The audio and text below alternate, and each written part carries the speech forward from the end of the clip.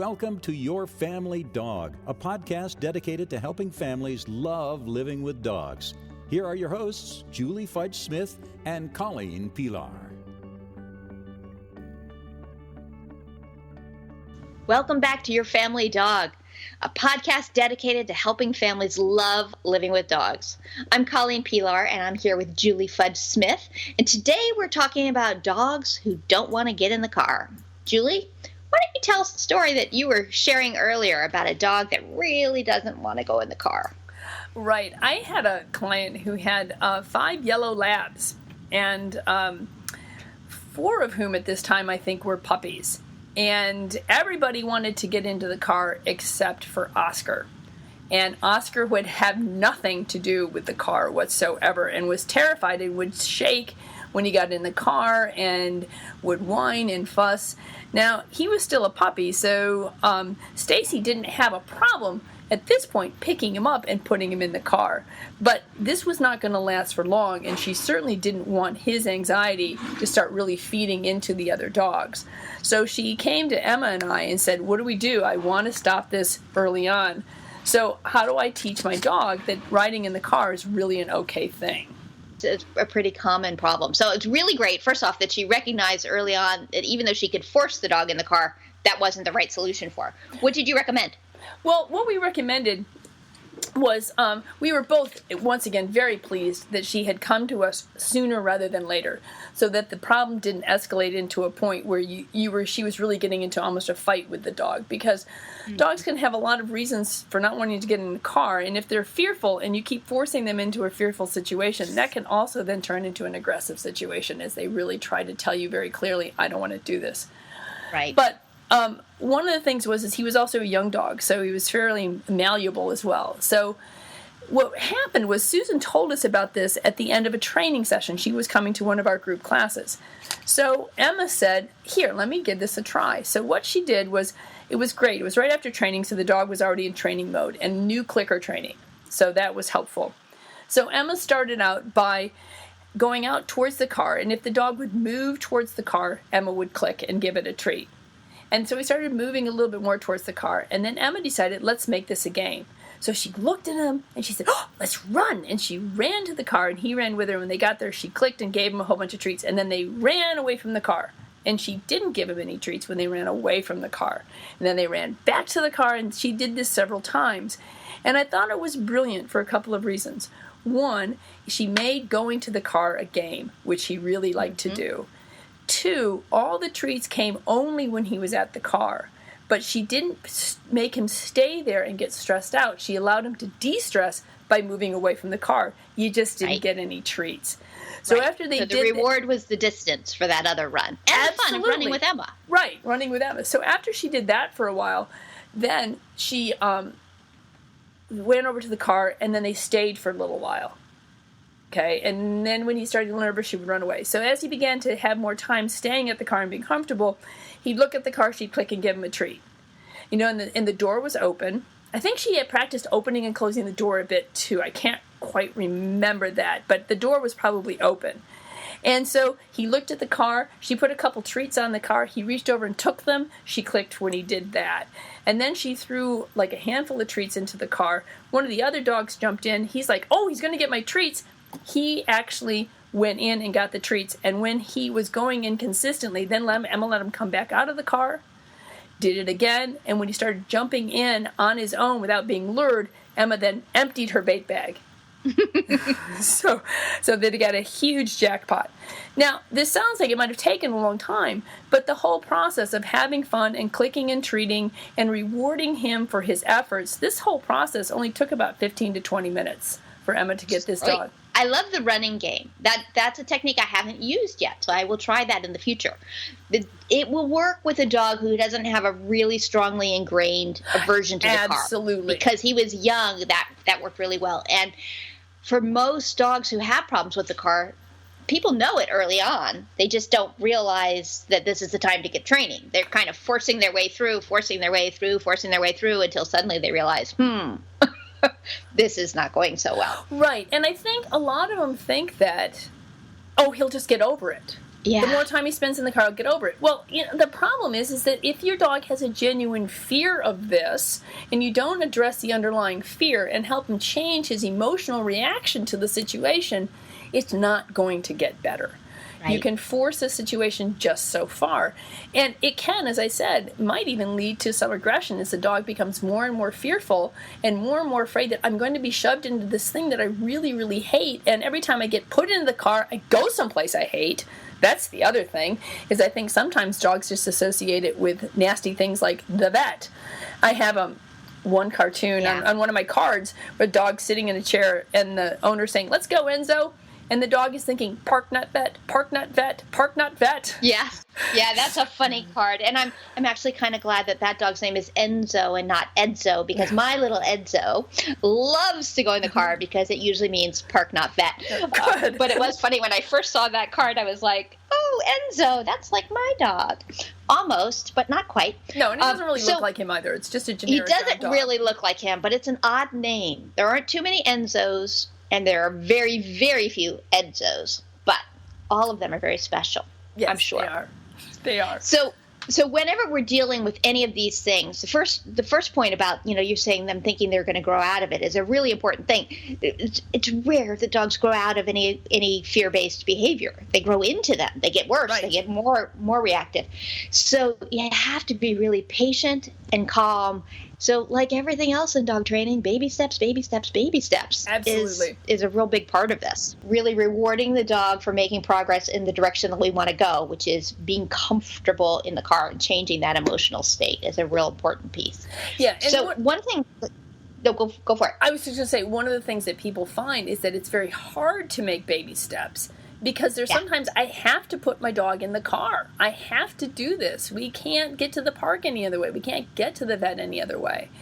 So I think that in that particular case, then I think we need to talk about what are some of the things you can do to help your dog through it on a temporary situation until you can counter condition it. But as much as possible, you really want to work at baby steps every day. You can do it 2 or 3 times during the day, a couple of short sessions, to really try and get your dog comfortable enough so that you can even make those short trips. But one of the things you can do is, if you have to make that short trip, make sure it goes through a McDonald's drive-thru. Yes, I'm a firm believer in going through McDonald's drive-thru and getting those chicken nuggets. Dogs make me very happy. But one other thing I've done is the emergency maneuver of that this is a dog who hates to get in the car and we have to get him in the car, is I have asked to borrow a car. Can you borrow a car from a friend and have your dog have a very bad experience in your friend's car? So then it's not helping your training, but it's not making your dog hate your car any more than your dog already hated your car. Your dog now hates your friend's Subaru. Too bad. You'll never have to go in that car again. So sorry. So if we just have to go to the vet and this dog really, really hates it, it's worth borrowing if you can. That's the dog a great is not suggestion. going to damage the car. Right. And once again, you can still add on the trip through McDonald's for the nuggets. Absolutely. Even in the borrowed Subaru. Right. Just don't spill the barbecue sauce. When we're working with a dog who's not willing to jump in on the first training session, like Emma's little friend was, I sometimes recommend, especially if you have a garage, this can be nice because you can just sit out in your car with the doors open and the dog loose. So there's nothing constraining the dog's behavior. And you just sit in your car and using your clicker or marking with your verbal reward, whatever that would be, your marker. The moments that your dog, starting with, does the dog look at the car? Oh yeah, we can reward that.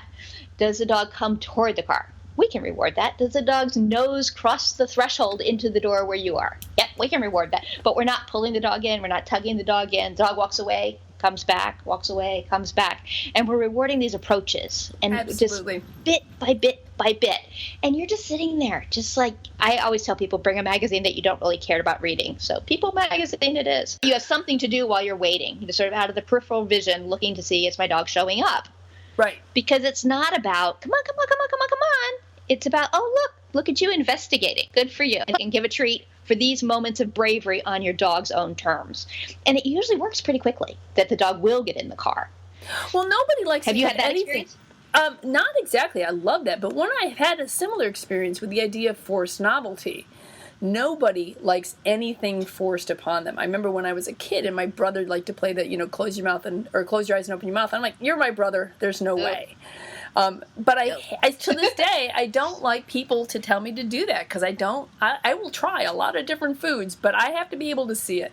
So nobody likes things forced on them. And so this kind of thing can be applied, this allowing an animal to investigate at their own rate can be applied to a lot of different things. And in fact, I wrote about it with Bingley when he was about 6 months old and we walked by our neighbor's house and they have a little cement pig. Bingley walked by it several times, but this day he went, cement pig, very scary. And he leaped off the sidewalk and I'm like, it's a cement pig, but okay. So when he looked at the pig, I gave him a treat. He took a step towards the pig, I gave him a treat. The same kind of thing is that I didn't force him, drag him over to meet the pig. I allowed him to investigate it on his own until finally he was taking treats off the pig's head, and then the pig never bothered us for the rest of his little cement life. But I think that this whole idea of allowing your dog to investigate something at its pace is going to serve you so well in a wide variety of situations. Yes. And especially with the car, so that if I can investigate it and understand on my terms that it's a safe place to be, then I'm going to learn that's going to stick a lot longer than if you try and force your dog to do it. And the rewarding of something. And, the other thing you can think about, too, is getting some kind of reward that is super special. Mm-hmm. I use that, it's like, okay, something your dog really loves and never gets. Like maybe it's chicken or it's hamburger or it's chicken nuggets from McDonald's. Buy some into tiny little pieces for That's right.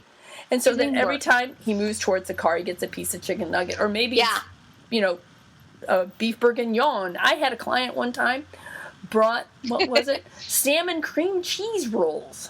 And I'm like, I'm following you around the training class. And I think she brought beef tenderloin along with it. And her dog paid absolutely no attention to me and total attention to her in class. So pick something that is really valuable to the dog and that will turbocharge that training session. Yeah, so, I think really setting the dog up for that. So if you don't have a garage and you can't let the dog do it entirely off leash, you can use a tether if you have a safe place for that. So if you have the dog tethered to your car, but you live in a townhouse association where there's, someone's going to be parking next to you, that's not a safe place to do it. But if you can pull over into a driveway or have somewhere where the dog can, go the length of the leash toward or away, you can do the same thing. One other thing to think about with some of these dogs is that in many cases, nausea is a big piece of the puzzle. And none of us like to do something that makes us nauseous. I mean, we don't. So it becomes very aversive to think, oh, I'm just going to feel sick if I do that. So that requires a little bit of experimentation. Lots of dogs do better in a different position in the car, but there's no one magic spot. So it's not like, oh, if you put your dog all the way in the back, they'll do well. Or if you put your dog all the way in the front, they'll do well. Or the windows up or the windows down. But play with it a little bit because some dogs many dogs do better at the middle of the car. There seems to be less vibration of that, if we can get that. But some dogs do better with a soft blanket. Some dogs do better, in one of those hammocks that kind of they never have to feel like they're slipping off the seat. They're just on. That whole area is theirs, and they're totally safe. Oh, boy, that's another thing I want for Christmas. I want a dog hammock. You want a dog hammock. Yeah. Isn't this nice that we can have these conversations and make our wish list while we're talking? That's right. So I think that the dog hammock can be really handy. But one other little technique to try if we think nausea is playing a role is ginger. Yes. Because ginger really does help with nausea. So the first thing I recommend, because I always start with whatever's cheap and easy first, is ginger snap cookies, but they have to have real ginger. Yes. Check your label and give your dog a couple of cookies 10 minutes before you're going to be getting in the car and see, does that help? And then ginger capsules can work if you think the ginger is good, but it's not quite enough. And of course, we are not vets, so always check with your vet about any of these things. And then as long as you're talking to your vet, if it's a big issue, anti-anxiety medications are certainly options as well. And there are a bunch of over-the-counter and prescription medicines that could make a huge difference for a dog who's really having a concern about that. Right. And one of the things I was going to say when you mentioned ginger snap cookies is that I had a hard time finding good ginger snap cookies that had a lot of ginger in them. So I started making ginger snap cookies with fresh ginger. And that really did help. So you just grate your ginger, or you put it through your garlic press and get the ginger juice out of the ginger root and add that to your cookie dough. And that makes for a really terrific ginger snap. But I have found ginger to be very helpful as well. The one thing I've also found, too, with dogs who are getting nauseous with cars, oftentimes with people, if they can look forward and not have a lot of side movement, that seems to help. So dogs, if they're not in a hammock, maybe if they're small enough, you can crate them in the car so they're not getting that visual stimulation of moving, of stuff whizzing by their heads. That can also help. The other thing I found is that for bigger dogs, a calming cap. And that's a very specific thing. For those of you who are familiar, it looks a lot like a horse fly mask for dogs. So it covers their eyes. It's very comfortable. They can see some movement and shapes, but they don't have that same side of bombardment of visual stimulation. And that can really help a dog to settle down in the car and not get overwhelmed. Your description is more politically correct than mine. I always say it looks like they're wearing a Speedo on their heads. It does. Yeah, yours is a little more accurate, but yes, it does. Because they've got a little bit of it's like this little mesh. It's like they're wearing a little Speedo on their heads. It's a very odd looking thing, but it can be very, very soothing to some dogs who have trouble with all that visual stimuli. Yes. So a calming cap can be a nice thing, and we'll put a link in the show notes in case you're wondering what this thing could be that we're describing so crazily. Yes. Other options that you might want to consider, too, are the scent of lavender is very calming to dogs. Very. Real lavender. Again, real lavender, real ginger. Let's go for the real stuff. And then the company Through a Dog's Ear puts out music that's calming to dogs, and they have a special edition that they had to create that's good for dogs in the car. And the reason they had to create the special edition was their other edition was so calming to humans that they were not being safe drivers because they were like, this is relaxing to dogs and people. But we don't want our people to be too relaxed while driving. We want them to be attentive. So Through a Dog's Ear has a special driving version that will not affect you, but will calm your dog in the car. So that can be a very helpful thing. And the music's great. It is. I have it. Very and nice. I got it specifically for that. And it is designed that way. And I did not get sleepy. I do get sleepy with my Through a Dog's Ear version 1. Hudson, our golden retriever, used to have a bit of thunderstorm phobia, and he would come into my office when the boom boom skies would start, and we'd put on his thunder shirt, a little lavender. I'd put on Through a Dog's Ear music, and pretty soon we're sound asleep, both of us. So Perfect. Works great as long as you're not driving. That's right. So the Through a Dog's Ear driving version does work. It put Buckley right to sleep. Bingley, on the other hand, was like, Mom, I'm right here with you. But there are other things too. There's also dog appeasing pheromone, and DAP was the pheromone was isolated by a French scientist, and it's the pheromone from a lactating female dog, and dogs find it very comforting. What's important to remember is that it comes in a couple different things. It comes as a room diffuser. It comes as a spray, which is what I would recommend for car rides because you can spray it on a bandana. It's great for situational. Or if your dog has a whole lot of anxieties, you can get a 30-day collar for him to wear. It's important to remember to get either a Daptil or Comfort Zone. It's the same company, two different names, but they're the only ones with the patented pheromone. The other ones are not going to be nearly as effective, so it's a Daptil or Comfort Zone. We'll put a link for those as well. The collar can only be found online or at a vet's office. So, but they are both available. And for many dogs, this is a really nice, it can be very comforting to them. Absolutely. So also thinking about once we get our dog comfortable enough getting in and out of the car, life is good. We're taking all our baby steps. So we've, sat in the driveway for way more time than we ever wanted to. But we've rewarded the dog, and the dog gets in, and then we can do something wild and crazy like turn the car on. And then once we're doing good, we're taking very, very short rides. But one ride that I've found that can be helpful to people is an interesting thing is, take your dog out for a walk and then have someone pick you up partway and drive home. So what happens is we're heading back toward the best place on earth. So I got in the car and I went to the best place instead of I got in the car and I went someplace not as good. And then we also do places like, McDonald's drive-thru, which is always good. But for some of these initial rides, it can really be nice to walk, a tenth of a mile up your street and then go, come get me. We're here. Come drive us home. I love that idea. I think that's a great idea. It goes back to the whole idea that Emma was doing with the running to the car and running away from the car. Okay? We're going to run to the car and get treats. We're going to run away from the car so your anxiety goes down. And it's a similar kind of thing. We're going to go for a walk, which you really like, but now we're going to get your car and take you home. And I think that's a really reward. I think we 10 times forget that rewards can come in things other than food. They can come as behaviors. It can come as destinations. Rewards can be anything that your dog really loves. And if your dog likes being at home, and he's going to know the route home. So that, I think, is a great idea. The smells are going to just get stronger and stronger. This is going toward my home. I know these smells. That's right, because dogs don't see the world, they smell it. Yes. So. Yeah. So it really is a matter of sort of experimenting a little bit with your dog and your dog's comfort zone to find out what is going to be the thing that helps your dog through this. But the key is to be patient and to take your time with this. Because forcing the dog in is going to set you back.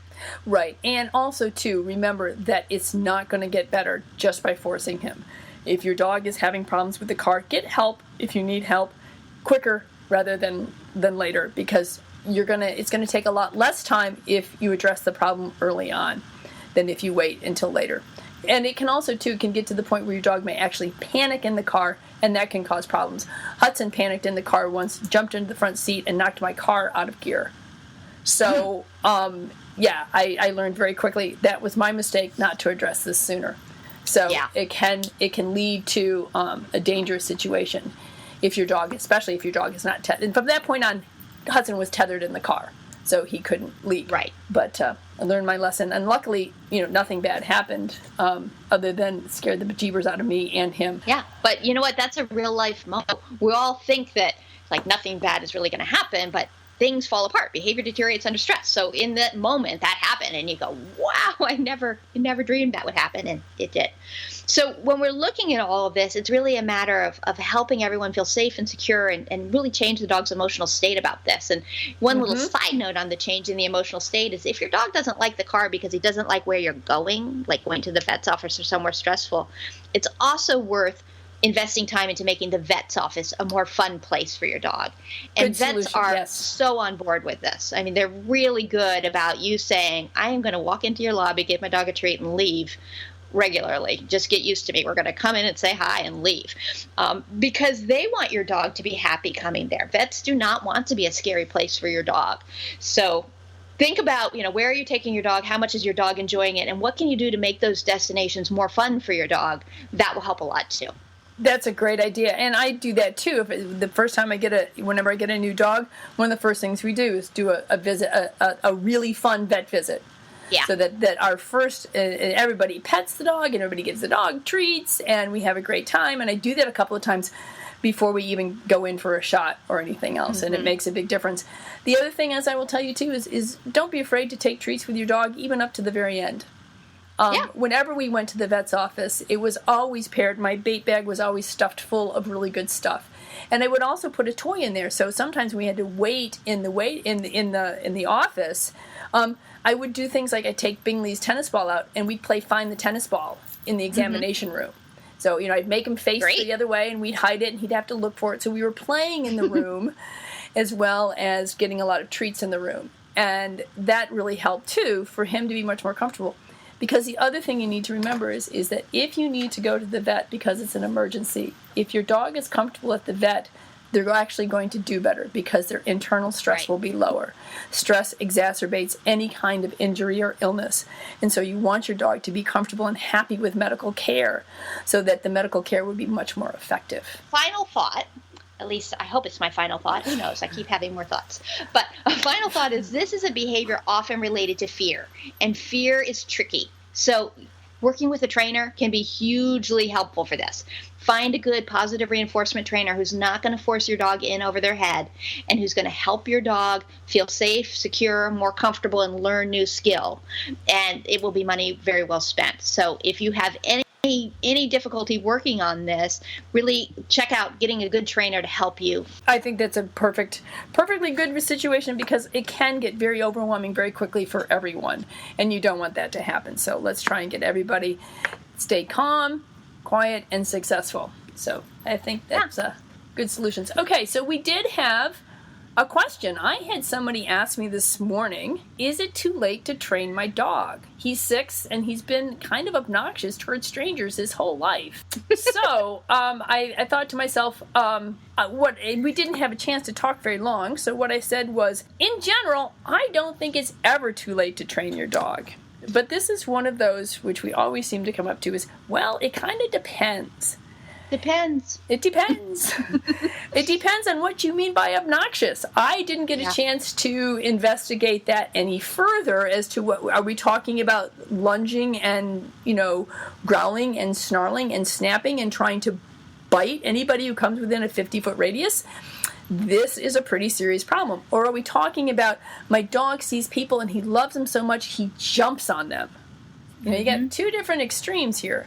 And we've heard the word obnoxious used to describe both. Absolutely. My own feeling is that it's probably never too late to train your dog to do some new things.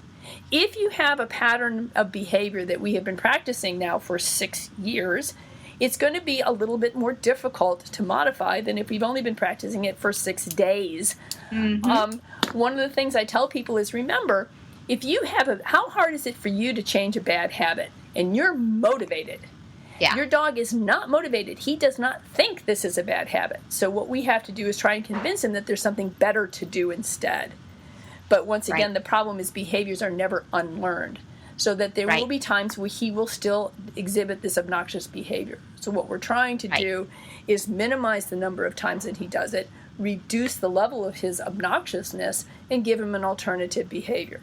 Depending on and recognizing too that behavior has a purpose. So even though people say, he knows I don't like it when he does this, it's still working for this dog in some way. It's either keeping people away, or it's, giving him an outlet for his arousal or something.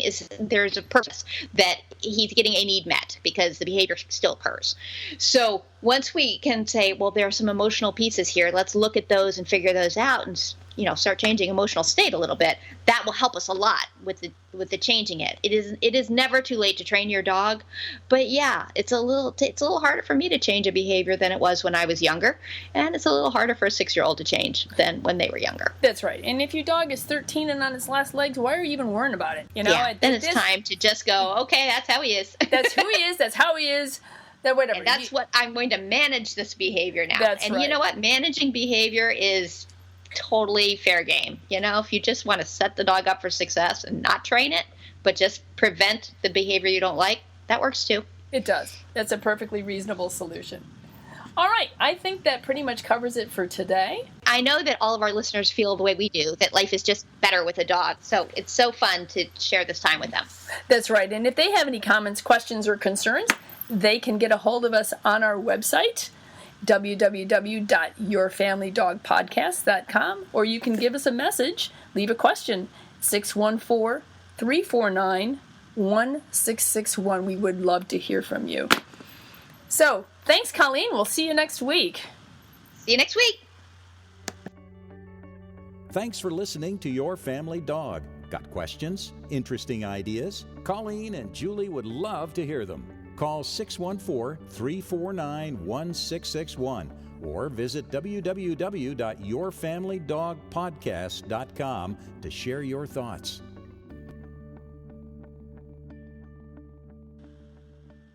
Hey, if you enjoyed the show, could you do us a quick favor? Head over to iTunes or Google Play or Stitcher or wherever you get your podcasts and leave us a review. That will help other families find quick and easy tips for enjoying life with their dogs. Thanks!